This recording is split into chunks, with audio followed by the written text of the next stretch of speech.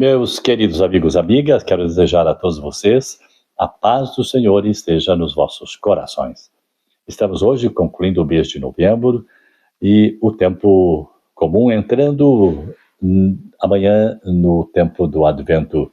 E concluindo este tempo, nós estamos unidos na festa do apóstolo Santo André, que era irmão de Simão Pedro, e André se tornou o patrono da igreja de Constantinopla, no Oriente, e Pedro, patrono da igreja de Roma, no Ocidente.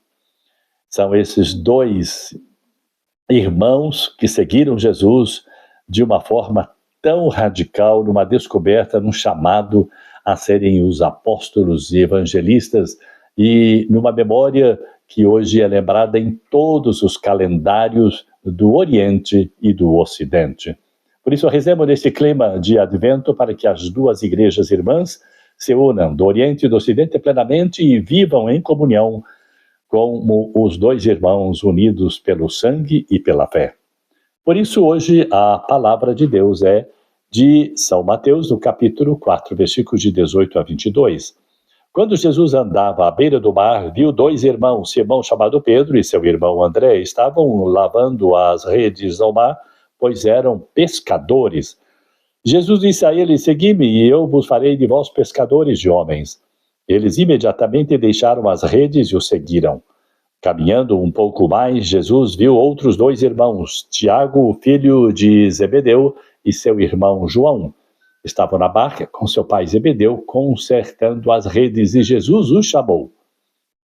Eles imediatamente deixaram a barca e o pai o seguiram.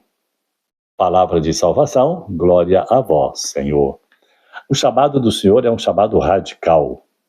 Imediatamente deixaram tudo e o seguiram. E nada o que eles tinham era importante.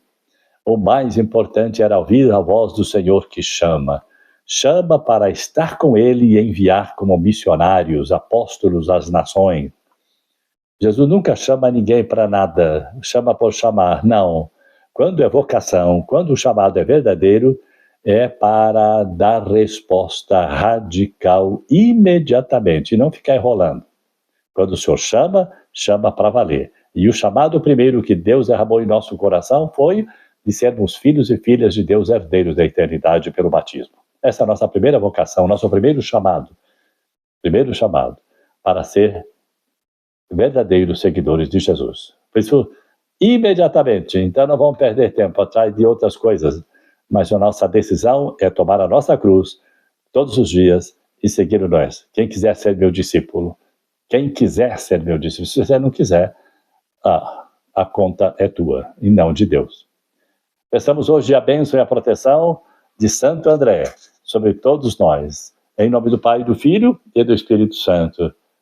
Amém.